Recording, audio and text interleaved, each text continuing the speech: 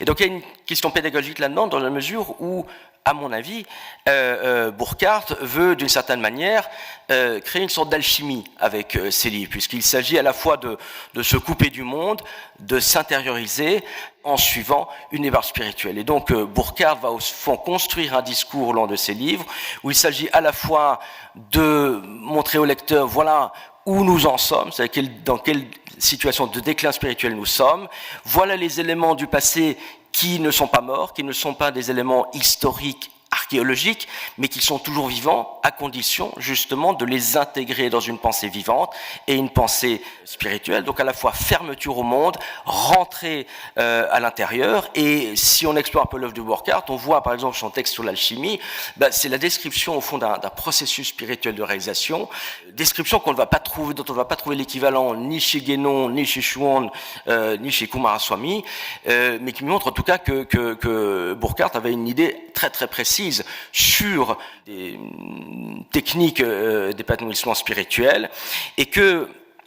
il va également évoquer la voie spirituelle à travers ses études sur le symbolisme, sur le soufisme, naturellement. C'est parfois des articles sur Dante aussi. Et naturellement, pour Burckhardt, l'art va être un vecteur particulièrement influent ou puissant, parce que grâce à l'art, grâce à son esthétique, grâce à sa beauté, grâce à son attractivité, c'est d'une certaine manière un excellent moyen d'attirer vers la beauté, et puis en quelque sorte de se retrancher de la laideur du monde moderne, que tous les auteurs traditionnels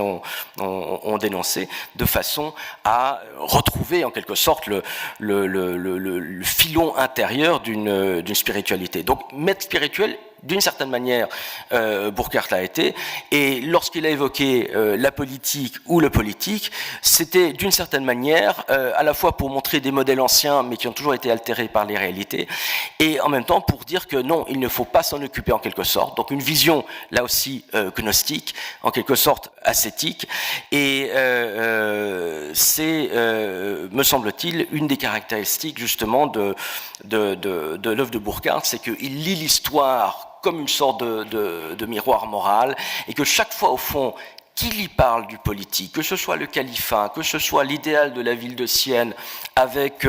sa cathédrale qui domine la ville comme Dieu domine le monde, il s'agit toujours au fond de dire voilà, ça c'est une image à la fois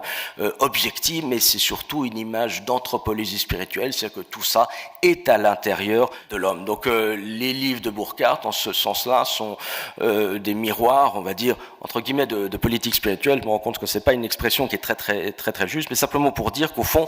politique, c'est-à-dire qu'il y avait vraiment chez Burckhardt une volonté opérative d'agir sur les lecteurs. C'est pas seulement une présentation des arts traditionnels,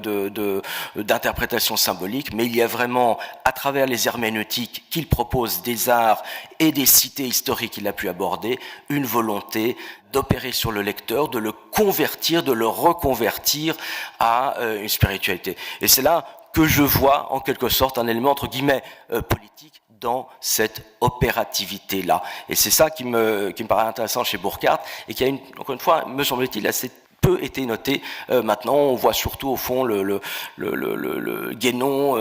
initiateur théoricien, Schwand comme l'homme spirituel, mais Burckhardt au fond a été la synthèse au carrefour de toutes ces tendances-là, rôle un peu discret, un peu marginal, mais qui au fond a été d'une certaine manière plus enraciné dans une certaine